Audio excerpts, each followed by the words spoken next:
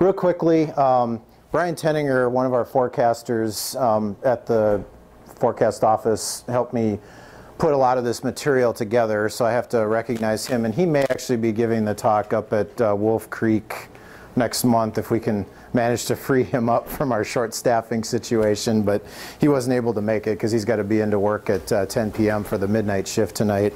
Real quickly, I need to also recognize these people who were a big part of our post-event analysis. Diane Cooper, our service hydrologist. She's actually based down at the Twin Cities National Weather Service office, but she's the hydrologist for both the Twin Cities and Duluth Weather Service offices. Jeff Grochosinski, Steve Godey, and Rose Sengenberger, who's no longer with us actually. She resigned her position to move to Winnipeg to be with her husband. And then some other, I put the acknowledgements in here at the beginning just to show them real quick. And there is a United States Geological Survey report that's online. I can email this URL to you guys so you can distribute it to the group and the other people if you want. But there's actually a couple of other reports that are going to be coming out over this that aren't quite finalized yet from the Corps of Engineers and a group called FERC, and what that stands for escapes me at the moment. Our parent agency is NOAA, the National Oceanic and Atmospheric Administration, and actually I joke that that doesn't mean that. It means the National Organization for the Advancement of Acronyms, because everything we have is a 3 to 6 letter acronym for something. Just, you know, just like here, MnDOT, WEDOT, all sorts of stuff. So anyway, without further ado, I'm just going to get into this. And I thought it was important to throw up the National Weather Service mission statement just for kind of one reason, to highlight that I think most people know about our core mission, which is to put out warnings and forecasts to protect property and to save lives from people, or people and things from storms like hurricanes, tornadoes, thunderstorms, etc. But also, as part of our mission statement, is the enhancement of the national economy, and that's one of the things that the Weather Service is really getting into over the last 5 to 10 years, which is decision support for key decision makers and other governmental agencies such as the Forest Service, the Port Authority here, things like that. That's just scratching the surface of a lot of the things that we're starting to get into. And I'm going to get back into this a little bit toward the end of the presentation. But just keep that in mind, that our mission goes beyond just protecting life and property by issuing forecasts and warnings for winter storms and hurricanes and such. So many of you have probably heard the term flash flood before. Many times you've heard the term flash flood thrown around, but you've probably never seen a definition of it, and this is what the definition is. I know you can all read, but I'll read it to you since the presentation is being recorded here. It's a rapid and extreme flow of high water into a normally dry area, or a rapid water level rise in a stream or creek above a predetermined flood level beginning within 6 hours of the causative event, which in most instances people think of as intense rainfall, but flash floods can also be caused by dam failures and also ice jams. We've actually had this happen a couple of times. And of course, in mountainous areas of the West, sometimes this time threshold can be longer than 6 hours because the rain will fall up on top of the mountain, and then you'll get this surge of water coming down the terrain, kind of like we have here in Duluth, although the elevation difference is only about 800 feet here as opposed to several thousand feet, like say out in Colorado or California and some of the mountainous terrains. So what we had here in Duluth was obviously a flash flood, but then that was followed by a longer duration river flood for a period of 10 to 20 days following the event, especially on the Nemadji and St. Louis and some of the other feeder streams into Lake Superior along the North Shore. So from a meteorological standpoint, and I'm going to try and break this down into the very broadest of terms. Just about everything we do in meteorology, it's an inexact science, but we understand the science, it's just that we don't observe the atmosphere perfectly and the models aren't perfect, and so that's where a lot of the error comes in with forecasts. But in very basic terms, I think you guys can probably figure out on your own, what do you need for a flash flood? Anybody want to just say something? What do you need to get a flash flood? Water. Yeah, that's, you need a lot of water, a lot of runoff. Water. What else do you need? Saturation. Yeah, you need a large amount of rainfall. Fast time. And you need a rapid runoff. Those are basically, in broadest basic terms, that's what you need. And you guys already knew that, so great. But unfortunately, when you start getting deeper into the science, it's a little more complicated than that. How do you get a large amount of rainfall? Well, you have to have a large amount of water vapor in the atmosphere. And that can be kind of a nebulous thing to try and explain to a non-meteorologist. For instance, if we were to go outside in the parking lot today, and we were to take a column of air from that parking lot, from the ground, all the way up to the imaginary top of the atmosphere at 100,000 feet or wherever it is, and condense all that water vapor down into liquid. We're in the middle of winter, cold air can't hold that much water vapor. It probably is on the order of 3 or 4/10 of an inch. We're going to find out that we did have close to 2 inches of what we call precipitable water. That's if you take all that water vapor and condense it out within that column. But as you know, we had rainfall amounts that were in excess of 8 to 10 inches. So how does that happen? Well, it happens because the atmosphere and thunderstorms are processing water vapor as the air flows through them. And of course, I just kind of mentioned, thunderstorms are created by an updraft of warm, moist air. And so that's, in a sense, your source of lift on a very small time and spatial scale. A lot of times on a larger scale, there's a frontal boundary or an air mass transition that's also involved, and we'll see that that also played a role in our flash flood case.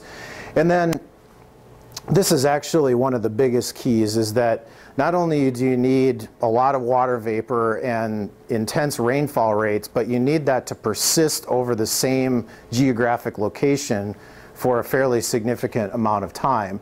And again, if you think back to June 19th and 20th, for those of you who were here and lived through it, I mean, it rained like crazy for 8 to 10 hours, and then there were a few breaks in between, and then we got more rain the following morning. And then, what influences rapid runoff? Well, we've already talked about the antecedent soil and ground conditions. If you've had a lot of rain before the event, the soil is saturated, it's like a saturated sponge. It can't absorb anymore, and so you pour another pail of water onto it, it's just going to run off. And then, of course, the other thing that we deal with, like I said, maybe not as in terms of visually stunning terrain. It's not like the Colorado Front Range or the Sierra Nevada or the Cascades in Washington State. But we certainly do have 800 to 1,000 feet of terrain difference within the city of Duluth, and also along much of the North Shore, and even along parts of the South Shore over on the Bayfield Peninsula.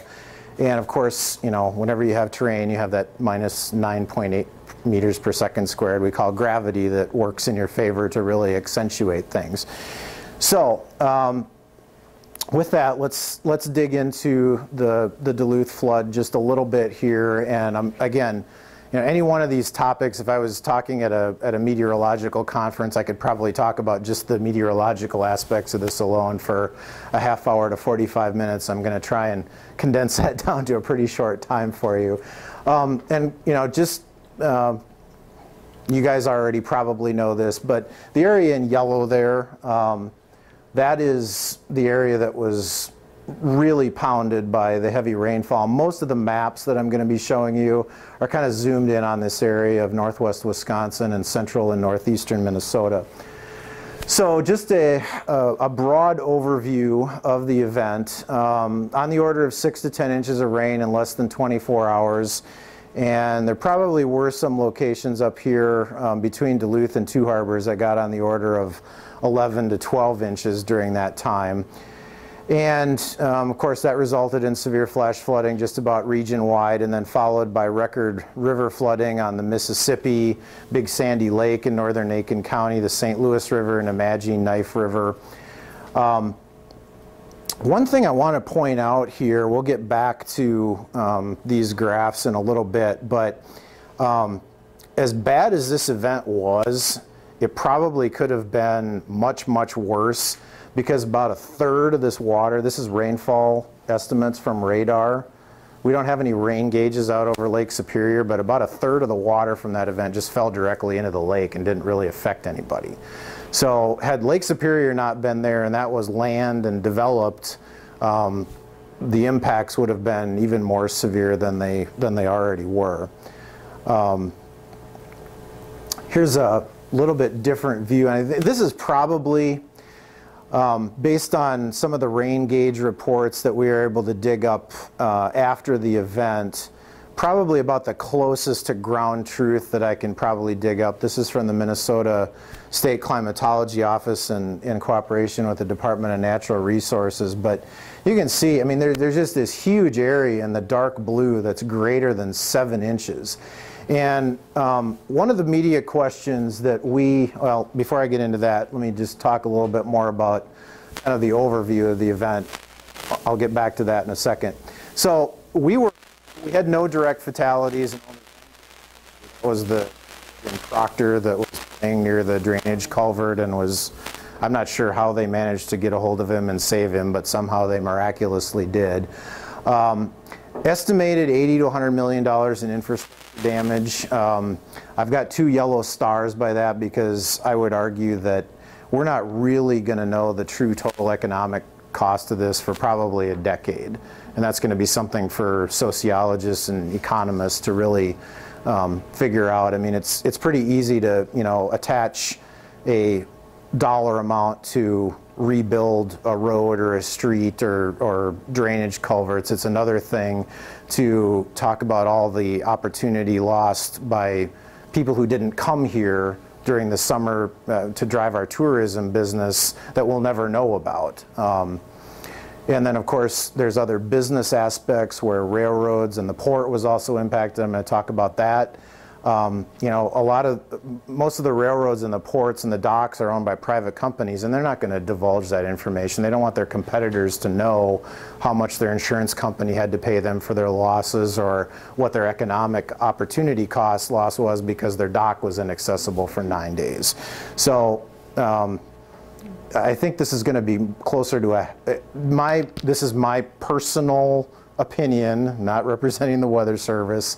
But I honestly believe there's a potential for it to push 300 to 500 million by the time all is said and done a decade from now, when we really know some of the answers about these things. So you already have a graph similar to this in your handout packet. The only thing I don't want you to focus on the numbers here so much as I do how much they were broken by. I mean, when you have a one-day rainfall record of almost 5.8 inches and you blow it away by over an inch, that doesn't seem like a lot because, oh, it's only an inch. When you're talking about those kinds of amounts, that is a huge number, huge number. And of course, the one record that wasn't broken is the calendar day precipitation, but really calendar day precip is probably overrated because a lot of these heavy rain and flash flood events do occur during the overnight hours. And so, some of it usually falls in one day and some of it usually falls the next day, as you saw during one of the exercises. One of the things that we talked to a lot of reporters about in the days following this event was, how does this compare to the '72 flood? And it's a natural question to ask because a lot of the infrastructure damage and a lot of the impacts within the city of Duluth were fairly similar. So in that aspect, it is comparable. Meteorologically, I would contend that there's really no comparison, and I hope to show you that, so convince you of that pretty easily on the next few slides here. But there were, one of the first things we said to reporters is, well, the 1972 event, which one? Because we actually had 3 of them. As you know, there was, from the exercise, there was a 5-day event that culminated on August 20th, and then there was another one in September.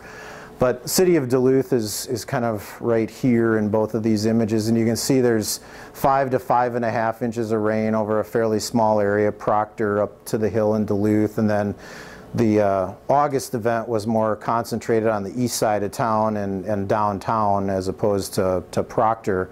But go back to the 2012 event, which is the map you see here, and as an estimate, again, this red area is amounts in excess of 6 inches from the 2012 event.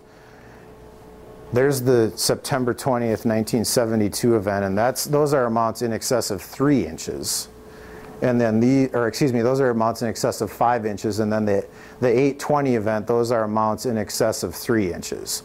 From a meteorological standpoint, there is no comparison. The 2012 event just statistically blows pretty much everything away in our recorded history. That doesn't mean it hasn't happened before, just that people may not have been around here to observe it. All right, what's going on here? There we go. Okay. Another couple notes on the historical significance, and this gets back into the probability exercise you guys just did in the other room. Again, you know, the 500, 200, 100-year event, and in this instance, we're talking about, this is 24-hour rainfall, and this was put together by the Office of Hydrology, some people who do this for a living out in Washington, D.C.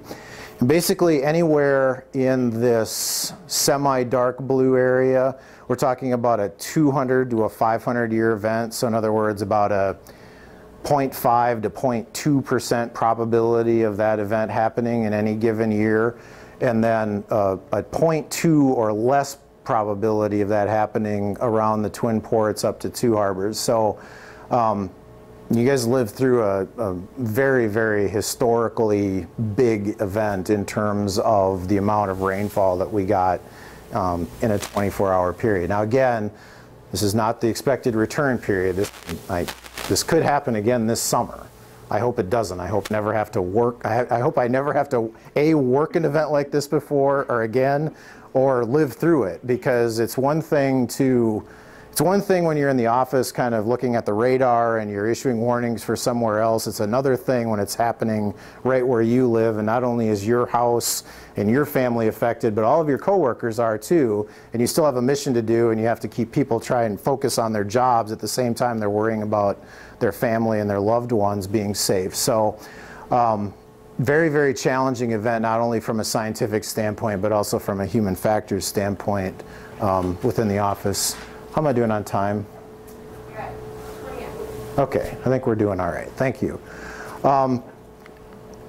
So again, and I'm not going to spend a whole lot of time on this, but you know, 100-year probabilities for 18, 24, and 48-hour rainfall. I mean, we're right in or above this range, and as I showed you on that previous map, some of the guys who do this for a living were up in the 200 to 500-year range, so an extremely rare event. But again, remember, the atmosphere, just because you have an event, it doesn't clean the table. It's not like a deck of cards where you're playing blackjack where once the ace of spades comes out, it's used up. It's like you use the ace of spades and then you put it back in the deck so it can get dealt right back to you again.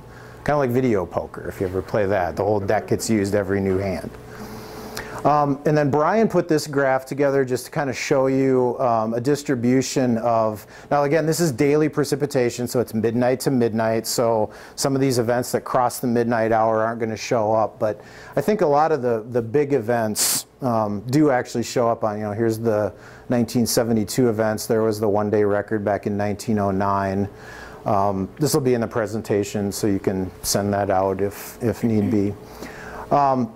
Okay, let's get into, well, before I get into the meteorological setup, and this is going to, I'm going to try and go through this fairly quickly since this is stuff that's a little bit more scientific, but I wanted to at least leave it in there. Is there any questions so far, or do you, I know we talked a little bit about probabilities in the exercise, and yeah.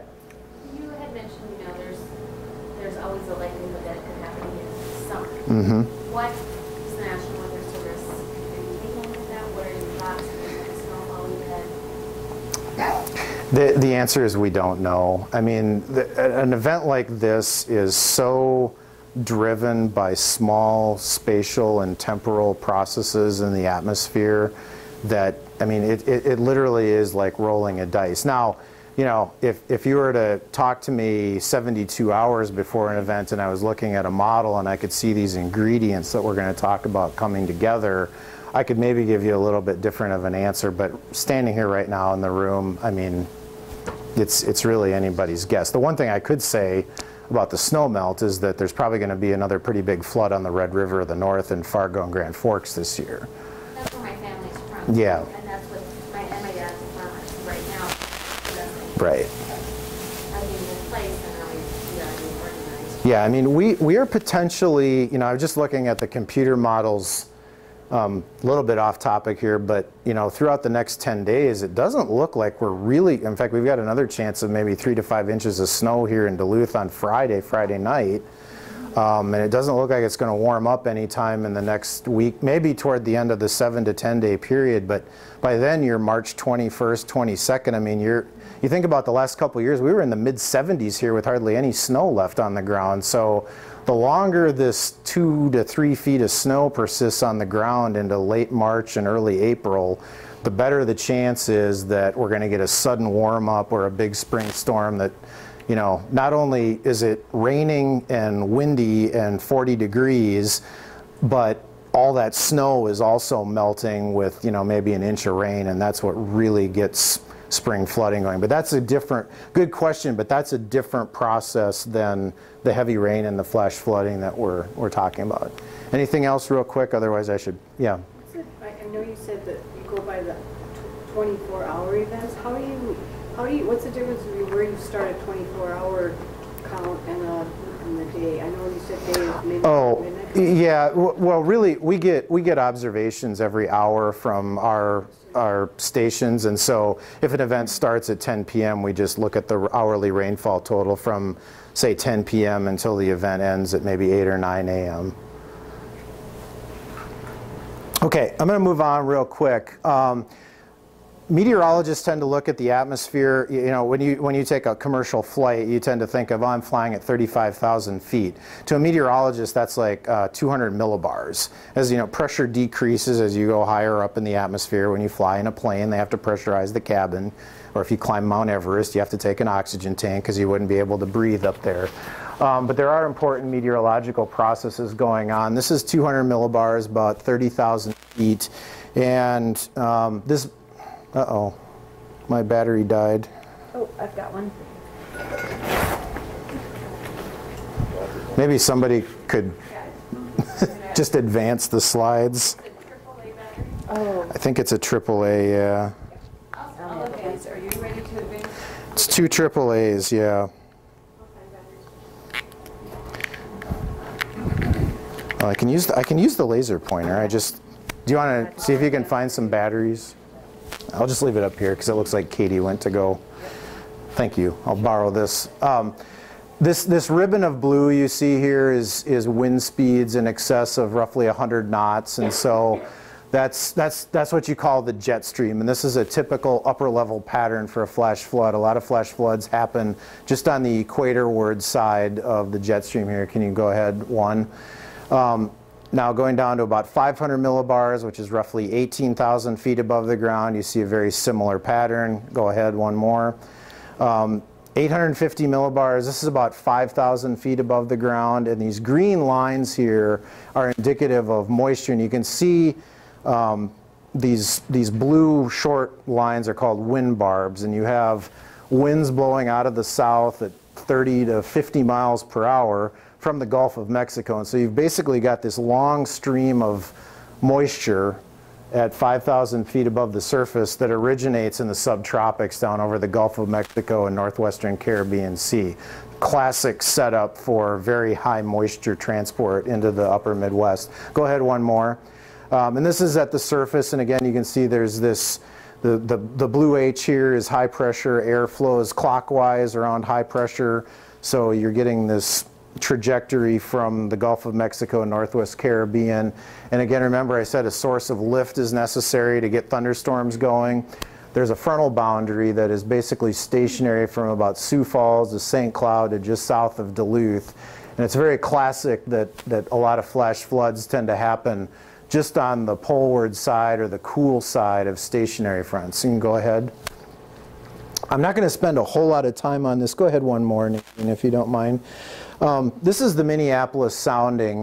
This is where they send up a weather balloon and they get measurements of temperature, moisture, wind, etc. And the two things I want you to focus on here, I'm not even going to try to explain this to you because that's another 15-minute talk in and of itself. But remember the analogy I talked about going out in the parking lot and taking all the water vapor in the column up to the top of the atmosphere? We call that precipitable water. And in the Minneapolis upper air sounding that evening, there was almost 2 inches of precipitable water, which is a lot. And the freezing level is up around 15,000 feet. Now, I can tell you as a meteorologist, having a freezing level of 15,000 feet is extremely high. This is indicative of something you would see in the tropics, where you have these very tall convective clouds and you have a deep, warm cloud layer. In other words, if you get a thunderstorm to form in this environment, the chances that there's going to be a lot of hail included in it are not very high because the freezing level is way upstairs. And so what you get in this very deep, warm cloud layer is a lot of collision and coalescence and just a blizzard of small raindrops. And for those of you that were driving around during this or experienced it, it wasn't the big bug splat raindrops on the windshield. It was almost like you're driving through a car wash. And can anybody relate to that? That's the kind of rainfall process that gets you these extreme rainfall rates. So there are ingredients, ways that we can look at this stuff, and at least, I mean, it never is 100% for certain that it's going to evolve in that way, but you can get an idea of what's going on. Go ahead and advance 2, Nadine. One more. Okay, and one more. Just to give you some perspective on that 1.97 inches of precipitable water, this is a precipitable water climatology for the Minneapolis upper air site. And this green line right here is the 99th percentile. So for June 19th, it wasn't at the max, but it was up there very close to the top of the highest amounts of precipitable water that were ever measured going back to the early 1900s. So again, you're kind of, the way I often look at forecasting weather from an ingredient standpoint for an event like this is, it's not a criminal trial where I've got the blind person with the scale and I have to prove something beyond a reasonable doubt. It's essentially based on a preponderance of the evidence. And so I've got a frontal boundary, I've got a favorable upper air pattern, I've got a large feed of moisture from the Gulf of Mexico, I've got high freezing. Pretty soon the scale starts to get pretty heavy on one side. So go ahead. And I'm not going to spend a whole lot of time on these slides. This is an image of moisture transport. Remember, we had those strong southerly winds. This is averaged in a layer from the surface to about 5,000 feet off the ground. And basically, you can imagine this as a river of extremely warm and moist tropical air in the low levels flowing into that frontal boundary, which is just south of Duluth. And then you initiate thunderstorm updrafts. And all that air just goes up, and as it rises, it cools, and the raindrops condense out and fall out. And the frontal boundary acts as a kind of an anchor for where new storm development will take place. So here's your moisture transport at 8 p.m., and if you go ahead one, this is, I'm not going to spend a lot of time explaining this, but this white area right in here, this is focused, if you remember, the surface front was kind of located right in here. And most of this is located along and just north of that front. And so that's your source of lift. If you go ahead again, and this is at 4 a.m., you can see that the moisture transport is still focused. Here's Duluth and Superior right in here. And go forward once again. And here, 9 hours later, the same processes are still locked in geographic location. So if you go ahead, here is the radar loop of the entire event. This starts, when does it start? It starts at 1 a.m. on June 19th. This was the early morning thunderstorm complex that went to our south. And then just watch what happens up here. You get continued thunderstorm redevelopment.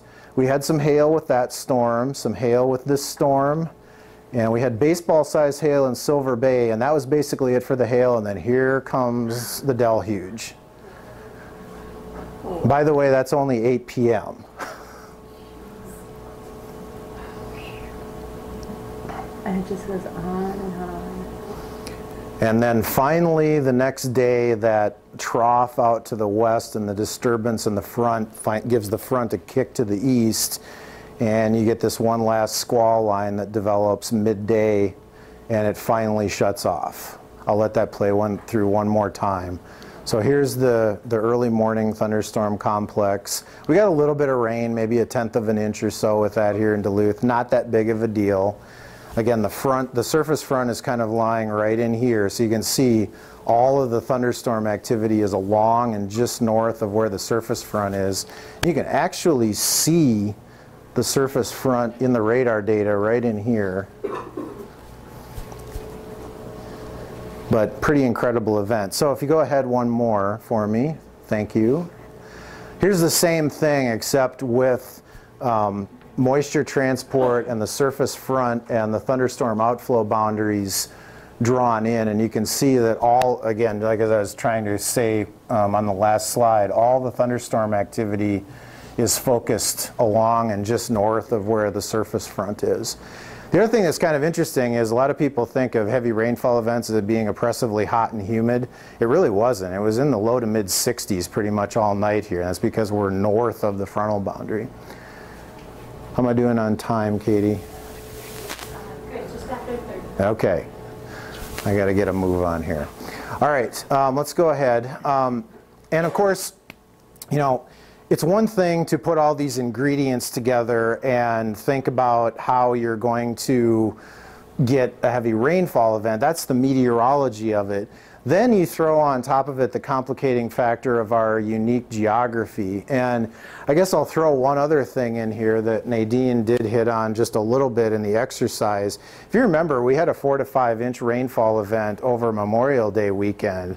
And most of the rivers across the area had, I remember this, like 2 or 3 days before this event, I finally got to put my chest waders on and go out to the Cloquet River and go wade fishing for bass and trout.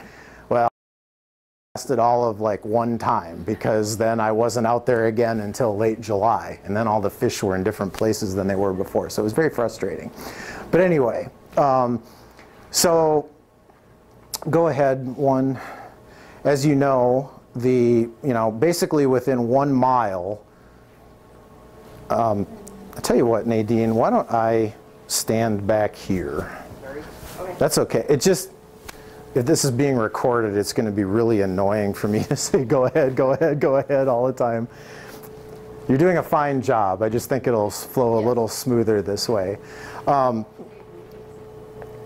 Anyway, as most of you know, and I'm probably going to be in somebody's way, so let me do this. We have about a 800 to 1,000 foot elevation difference from the lake up to the top of the hill, and that in a lot of cases happens, stop it, within about 1 mile to 1.5 miles of horizontal difference. Incidentally, here's your field of view, by the way, from down there in the harbor. So you're looking, here's Highway 53 as it goes up the hill. My house is located right about there. And, you know, again, about an 800 to 1,000 foot elevation difference. And so if you get a lot of rain up here on the top of the hill, you've got gravity doing a lot of work for you.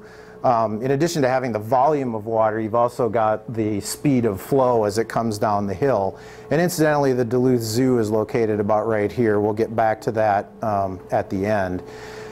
I got these images from Matt Starry, who works as a contractor for SRA International. He's actually out at the EPA facility out on the east side of town. And this is 1 foot resolution LiDAR. Well, LiDAR is essentially the same as radar, so they can do these flights and do topography mapping.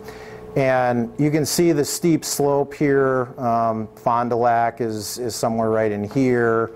Gary, New Duluth, West Duluth, and you can see the ridge as it goes down to the harbor in the St. Louis River Basin. But with this data, you can also do slope mapping. And most of you people have driven or hiked in the mountains, right? Where you're going down this really steep mountain road and you see the sign on the side of the road that says caution, 7% grade the next however many miles. And it's pretty steep at 7%, right? Well, just for your reference, these areas in orange and red are equivalent to about a 20 to 25% grade. And a lot of that is granite soil that doesn't allow much infiltration. And so that's another thing you have working for you in addition to just the terrain difference or the elevation difference itself. Moving on, one of the other unique meteorological things that we had, our radar was upgraded to dual polarization technology about a month before this event.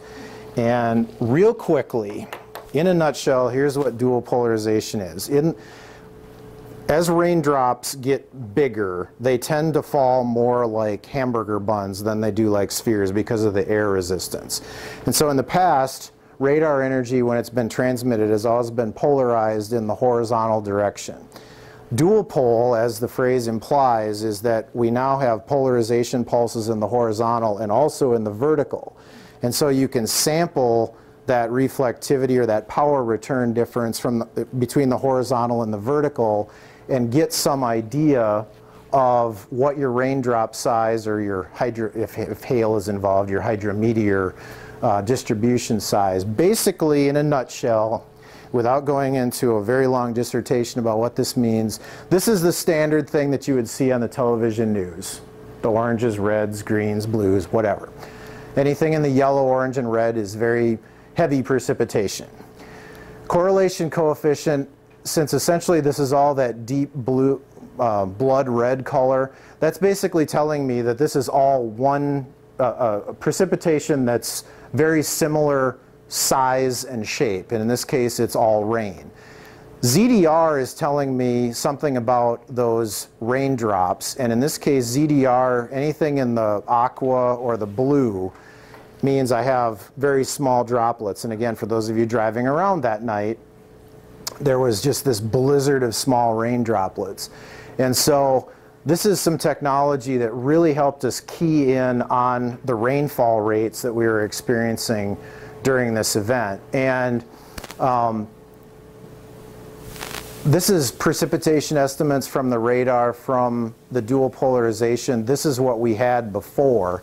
And same color table here, you'll notice, remember what the ground truth reports were on the order of 7 to 10 inches in here. We're still underestimating with Dual-Pol, especially in and around the radar site, but it did a much better job. You can see the area of yellows and reds and oranges is much better. So this technology is still in its infancy, got a lot of ways to go to be improved, but there's a lot of promise here, I think, for weather forecasting and flash flood forecasting in the future. Real quickly, moving into some of the impacts. As you know, it was almost impossible to get around because you can't go there. The road is closed after this event. This is just a smattering of some of the roads and bridges that were washed out across the region. Counties in red were all declared presidential disaster areas. I'm going to get back down here so some of the people behind me can see. Sorry about that. For the port of Duluth, the port actually did not officially close, but because of the volume of water that was coming out through the harbor out of the Nemadji and St. Louis River, most of the docks were inaccessible for anywhere from 4 days up to a week. Midwest Energy, their coal dock over in Superior, was probably the most severely impacted because it was inaccessible for about 9 days. And again, you know, the economic losses were really unavailable because they're not going to reveal that information for competitive reasons, at least for probably several years.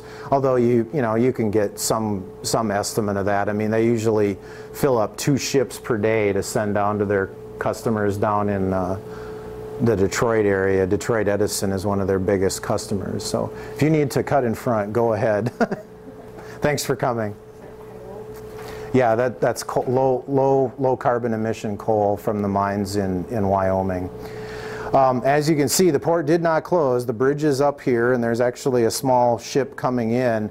But you can just see the incredible outflow of water here out the ship canal. There's actually a standing wave here for about 24 hours.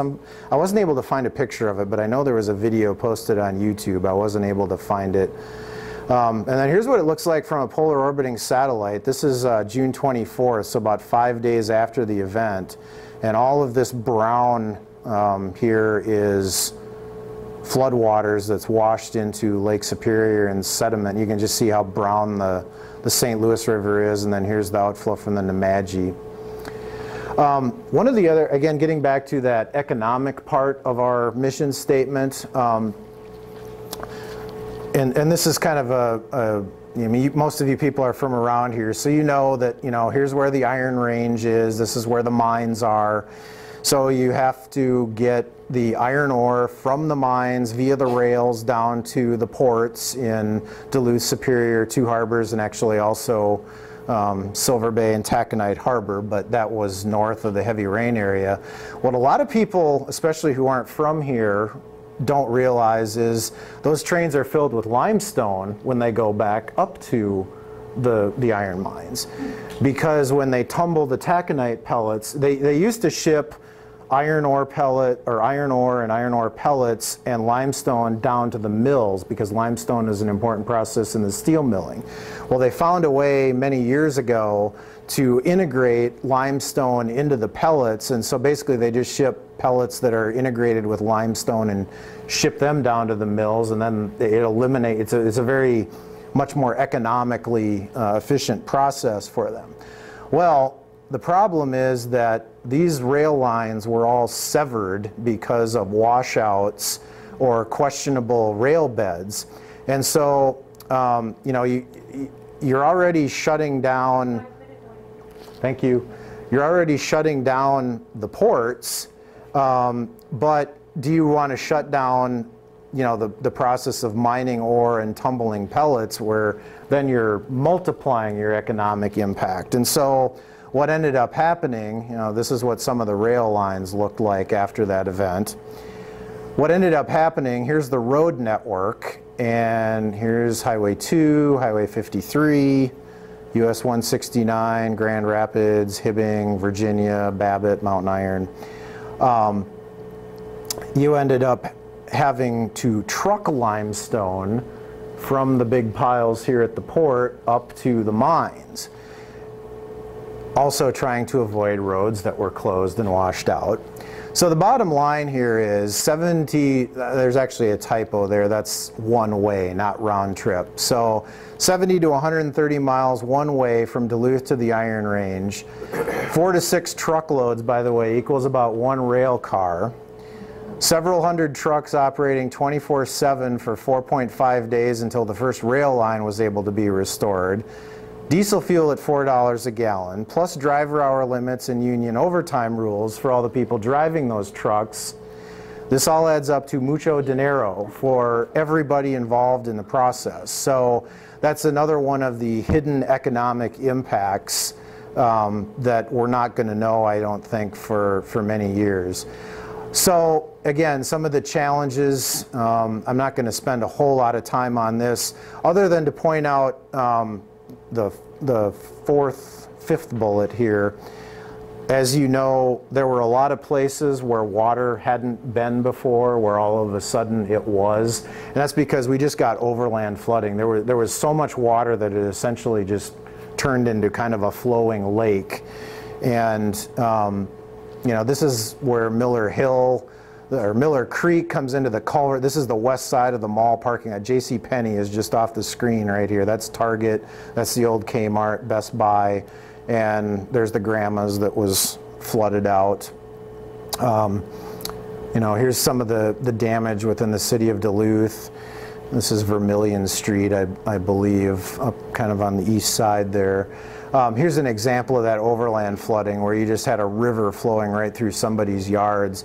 This is kind of an interesting photograph, I think, because it really illustrates the failure mechanism of a lot of the steeply sloped streets where you just had so much water that the river ended up coming up over the sidewalk and then starts eroding the soil on the side, either on the boulevard or on the side of the sidewalk.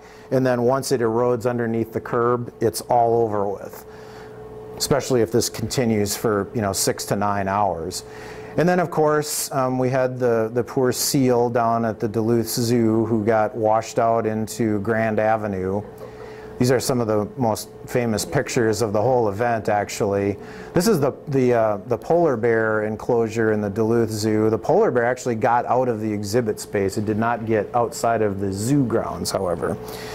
Why did this happen? Well, wow, the contrast on that isn't really good, but here's Interstate 35 as a Spirit Mountains, like right over here. Coming down the hill, here's Highway 2 as it comes in from Proctor. Here's Grand Avenue. And Lake Superior Zoo, as most of you know, is located just on the west side of Grand Avenue. The Munger Trailhead is basically right about here. But there's Kingsbury Creek comes down the hill about 800 feet. It actually goes through a bunch of culverts as it goes underneath I-35. And then it goes right through the Duluth Zoo, and there's actually it goes under, as most of you may or may not have noticed, when you're driving on Grand Avenue, you don't really see a creek there. And that's because it goes under Grand Avenue as a culvert. Well, where you restrict that flow, guess what happens upstream when you have that tremendous volume of water coming down the hill? And that's why there was the unfortunate disaster at Lake Superior Zoo and all the animals that perished in that event. This is the last part of what I've got here, and I'm doing, all right, I'm going to be a couple minutes over, but we got a few minutes for questions. This is probably one of the most important things that you can take back to your students, and we talk about tornado safety, we talk about lightning safety, we don't very often talk about flash flood safety. And as you can see from this graph here, it's not so much the heavy rain and the flooding, it's what you're doing during the time when the heavy rain and the flooding is occurring. And big wedge of driving. There's a lot of really unintelligent, I say that somewhat reservedly because I drove through some water that I probably shouldn't have trying to get back to work the next morning. Again, the injury in Cloquet, somebody fell into the water. Just some science regarding moving water. Each foot of water can buoy up to a ton. Most people don't think about this. Water is extremely heavy. If I have a cubic yard of water, which is about yay by yay by yay, that weighs 2,100 pounds. That's why it's so effective at moving vehicles. And 2 feet of moving water will move just about any vehicle except a tank or a fully loaded cement truck. And I don't see too many people driving those around for fun. The biggest thing is that you don't know if there is still a road underneath the flowing water that you're trying to drive through. And there's a picture of a vehicle in Duluth that I think illustrates that very nicely. Here you see the rushing water and it just looks like water flowing across, asphalt. Well, the next morning when the water receded, here's what that road looked like.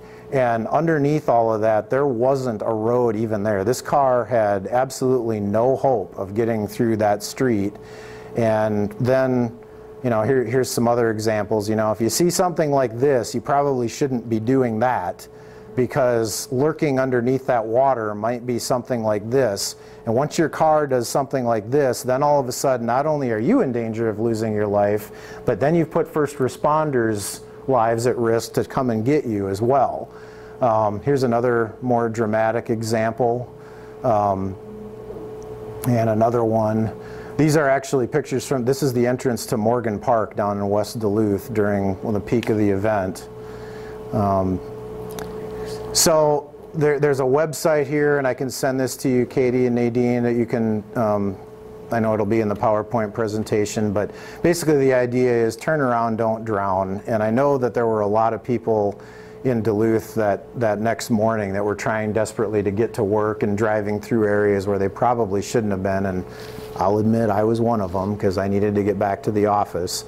And then finally, the last thing is to try and keep I was by Miller Creek, and I saw, you know, a mother with her 2 kids going over to, with their bathing suits on, going to play in the floodwaters. And not only is there the risk of getting swept away in that water, but the second bullet here, that water has so much bacteria. I mean, I don't even want to think about what's in there. It's a big health risk, not only for you to get swept away, but for the weeks and months afterwards to make sure that your health isn't in danger from some other infection that you might have picked up.